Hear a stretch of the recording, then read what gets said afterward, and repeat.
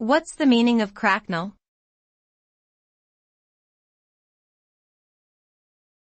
Cracknel.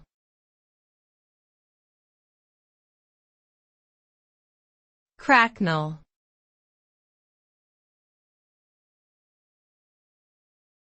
Cracknel.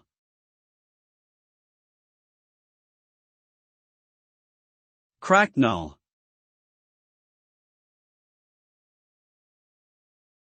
Cracknel refers to a type of biscuit or crisp bread that is typically made from flour, water, and a small amount of sugar or salt.